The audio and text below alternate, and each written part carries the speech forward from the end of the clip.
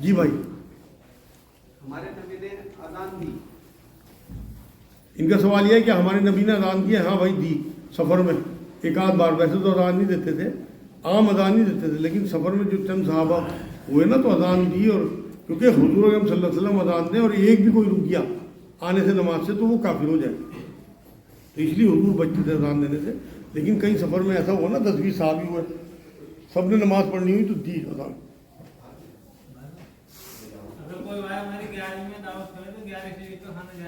ان کا سوال یہ ہے کوئی بھائی 11ویں شریف کی دعوت کرے تو کیا جائز ہے؟ بھائی کھانا تو جائز ہے. اگر وہ اللہ کے نام پہ دعوت کر رہا ہے اور پڑوسی ہے آپ کا، تو آپ اسے دین کس طرح سکھاؤ گے؟ اسے بدعتوں سے دور کس طرح کرو گے؟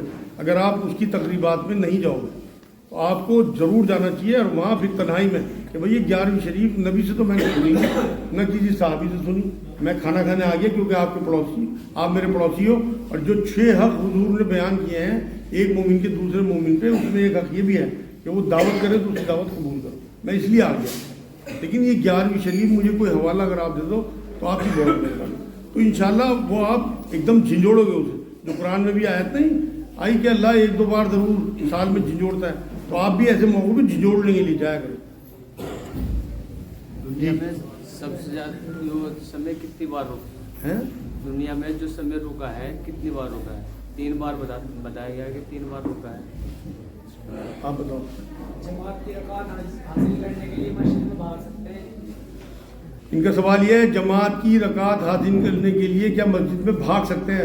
نہیں بھاگ سکتے، نبی نے منع کیا. بھائی نبی جو ہیں وہ یہ چاہتے تھے کہ مومن جو ہے ایک وقار کے ساتھ قدم بڑھائے. آپ نماز کے لیے بھاگ رہے ہیں، جب حضور نے فرما دیا کہ جسے رکوع مل گیا اسے رکعت مل گئی، پھر کہیں گی بھاگ دوڑ مچانی. اور جسے تحیات مل گئی اسے جماعت مل گئی. تو آپ کی اگر ایک رکعت نکل بھی گئی تو آپ اسے پوری کر لو. کم سے کم مسجد میں وہ اللہ کا گھر ہے. آپ کسی بڑے سے بڑے منسٹر کے گھر میں بھاگ کے دکھاؤ، آپ کی ٹانگیں کٹوا دے گا. اور آپ جو سب کا منسٹر ہے اس کے گھر میں آپ بھاگا دوڑی مچا رہے ہیں، شور کر رہے ہیں، دم دم کر رہے ہیں. اصل میں ہمیں سکھایا نہیں جاتا. یہ جو ہے بیت اللہ اللہ کے گھر، اس کی توفیق ہے جو اس نے ہمیں وہاں آنے کا موقع دیا. اور ہم وہاں ادھم چوکڑی مچانے لگے اس کے گھر میں تو وہ آگے توفیق ہی چھین لے گا. آپ کا سوال تھا کہ کتنی بار وقت رکا. بھائی معراج کے ٹائم میں تو سنا ہے کہ کنڈی ہلتی رہی، گرم بستر رہا جب نبی اکرم صلی اللہ علیہ وسلم کو معراج ہوئی. تو اور وقت رکنے کا معاملہ، وقت پیچھے تو گیا. حضرت علی کی جب نماز قضا ہو گئی عصر کے ٹائم تو وہ وقت کو پیچھے کر دیا گیا، لیکن رکا نہیں. وقت رکا اس ٹائم کا ہے کہ وہ لمحوں میں پورے معراج کا جو واقعہ ہے وہ اللہ نے کرا دیا اپنے نبی کو. ہاں جی. بچوں کو کتنی عمر میں نماز پڑھنی چاہیے؟ ان کا سوال یہ بچوں کو کتنی عمر میں نماز پڑھنی چاہیے. میری منی تو ہوتی ہے، میری 1.25 سال کی ہے، وہ نماز پڑھتی ہے. اپنے ماں باپ کو دیکھ کے شروع میں پڑھ لیتے ہیں. لیکن نبی نے فرمایا 7 سال کا بچہ ہو تو اسے نماز پڑھاؤ، 10 سال کا نہ پڑھے تو اس پہ سختی کرو. تو 7 سال کے بچے پہ تو میرے نزدیک نماز جو ہے وہ آپ کو پریکٹس کرا دینی چاہیے. اور تمام دین کے حضور نے تو ایک چھوٹی سی حدیث یہ فرما دی، لیکن حضور کی چھوٹی چھوٹی باتیں جو ہے نا انہیں پھیلا لیا کرو. اس میں سب کچھ، روزے بھی رکھوانے شروع کرو، انہیں نماز بھی سکھاؤ. کبھی عمرے پہ جا رہے ہیں انہیں ساتھ لے جاؤ، جو اللہ کا گھر دیکھے ہیں، رسول کا روزہ دیکھیں، اگر پیسے آپ کے پاس ہیں تو یہ ساری چیزیں 7 سال کی عمر سے پریکٹس کرانا شروع کرو. انہیں اپنی قدریں معلوم ہونی چاہیے، اسلام کی قدریں کیا ہیں. جی. جب نماز کے لیے جانے خود تو جانے ہم دیر سے، اور جو بچے پہلے آئے ہوں ان کو پیچھے کھدیڑتے رہیں، یہ صحیح ہے؟ ان کا سوال یہ ہے کہ ہم دیر سے جاتے ہیں، آگے کھڑے ہوئے بچوں کو پیچھے دھکیلتے رہتے ہیں، کیا یہ صحیح ہے؟ بھائی میرے نزدیک تو ناجائز ہے بالکل. میں آپ کو بتاتا ہوں، نبی اکرم صلی اللہ علیہ وسلم نماز پڑھا رہے ہیں اور سجدہ لمبا کر دیا کافی. صحابہ اکرام کو یہاں تک اشکال ہوا کہ حضور کی کہیں روح پرواز نہ کر گئی. لیکن جب دیکھا تو حضرت حسن اور حسین حضور کی پیٹھ پہ تھے اور حضور نے سجدہ لمبا کر دیا، انہیں اتارا نہیں. تو وہ تو پہلی صف سے بھی آگے تھے، ہم تو پہلی صف سے ہاتھ کھینچ کے اسے کہ آگے وہ آئے نا. میں نے خود دیکھا، میں نے شاید پچھلے پروگرام میں بتایا تھا، ترکی کے امام صاحب انجن بنے ہوئے اور ان کے پیچھے تمام بچے ریل گاڑی مسجد کے چکر کاٹ رہے تھے. آپ اگر اپنے بچوں کو مسجدوں میں اس طرح کے جھٹکے دو گے آئیں گے نہیں آگے، اور اس دین کو سنبھالنے والے آپ کو ملیں گے نہیں آگے. تو پہلے کم ہو گئے، لیکن باقی بھی فارغ کر رہے ہیں ہم انہیں اس طرح کے جھٹکے دیکھ. پہلی صف پہ کھڑے کرو بچوں کو، اگر وہ 7 سال کا ہے اس سے بڑا بچہ ہے. جی ہاں. میرے بھائی میرے بھائی بہت لنگر وغیرہ کرتے ہیں، جبکہ ہمارے بہن بھائی بھی پریشان ہیں، وہ ان کی بھی تھوڑی بہت مدد کرتے ہیں، کیا یہ لنگر وغیرہ جائز ہے؟ بڑا اچھا سوال ہے بھائی ان کا. دیکھو میں آج آپ کو ایک بات بتاؤں، ان کا سوال تو سمجھ لیا. ان کا سوال یہ ہے کہ بھائی لنگر وغیرہ کرتا ہے، بہت غریبوں میں بانٹتا ہے اور اپنے بہن بھائی پریشان ہیں، ان کی مدد کرتا ہو ہلکی پھلکی، کیا اس کا یہ لنگر کرنا غریبوں میں بانٹنا جائز ہے؟ دیکھو ہر بات رسول اللہ سے پوچھا کرو. جب نبی اکرم صلی اللہ علیہ وسلم سے یہ پوچھا کہ میرے صدقے کا سب سے زیادہ حقدار کون ہے، تو نبی نے فرمایا تیرے ماں باپ، اس کے بعد تیرے اہل و عیال، اس کے بعد تیرے رشتے دار، اس کے بعد تیرے پڑوسی، اس کے بعد تو جہاں مرضی خرچ کر. تو اگر آپ سب سے پہلے جہاں مرضی خرچ کر رہے ہیں تو آپ سب کا حق مار رہے ہیں، ماں باپ، اہل و عیال، رشتے دار، پڑوسی. تو اگر اس طرح سے آپ خرچ کر رہے ہیں کہ جو نبی اکرم صلی اللہ علیہ وسلم کی تعلیمات کے خلاف ہے، تو آپ یقین کرو کتنی لنگر چلا لو آپ قبول نہیں ہے. اگر آپ کے اپنے رشتے داروں کو زکوٰۃ اور بھیک مانگنی پڑ رہی اور آپ کے لنگر چل رہے ہیں، اللہ کے یہاں الٹا ٹنگیں گے آپ، کیونکہ آپ حضور کی تعلیمات سے، کیونکہ نیکی تب نیکی ہے جب وہ نبی اکرم صلی اللہ علیہ وسلم کے دائرے میں آتی ہے، ورنہ وہ نیکی نہیں ہے. جی آپ کا کہنا ہے؟ بہت سے لوگ مٹی کے ٹھیکرے پر سجدہ کرتے ہیں، ہاں کیا یہ صحیح؟ اچھا، ہاں میں نے بھی دیکھا بھائی مٹی کے ٹھیکرے پہ، ہاں یہ کوئی جائز ہے بالکل. یہ شیعہ حضرات زیادہ کرتے ہیں مٹی کے ٹھیکرے پہ، اور بھی بہت سارے جو جن میں زیادہ شدت اس بات کی ہوتی ہے بھائی ہم قالین پہ سجدہ نہیں کریں گے، کیونکہ اصل میں تو اس زمانے میں مٹی تھی، ریت تھا، اور اس پہ سجدے کیا کرتے تھے. ریت جو تھا وہ تھوڑا سا ہل ڈل ہوا کرتا تھا، جیسے آج قالین ہے ہمارے، تو مٹی کا کوئی ٹھیکرا رکھ لیا کرتے تھے اور ان پہ سجدہ کرتے تھے. کوئی حرج نہیں ہے، زیادہ سیف ہے میرے نزدیک. دیکھو میں نے آپ کو بتایا کہ حکمت جو ہے مومن کی کھوئی ہوئی میراث ہے. نبی نے فرمائی یہ بات، جہاں سے ملے لے لو. اگر آپ کو شیعوں سے کوئی بات اچھی مل رہی نا، یہ نہ سوچو یہ شیعہ ہیں.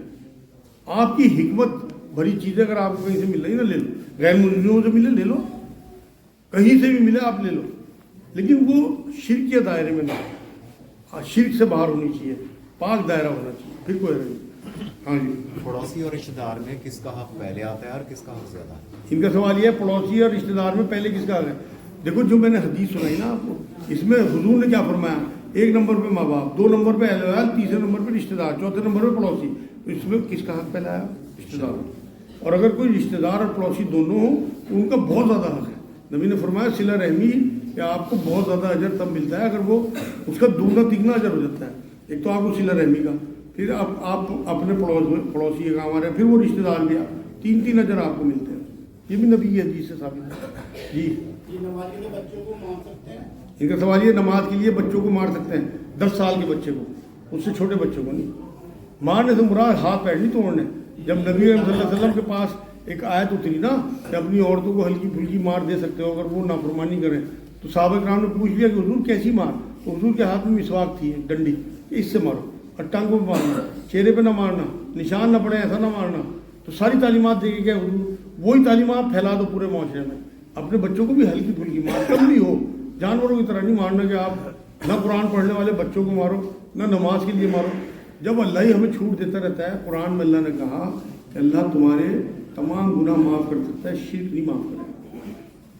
تو آگے چل کے آپ کے بچوں کو اللہ توبہ کی توفیق دیتے. اور آپ نے کوٹ کے ڈال رکھا اسے قرآن پڑھنے کے لیے، نماز پڑھنے کے لیے، اللہ آپ کو ٹانگے گا الٹا.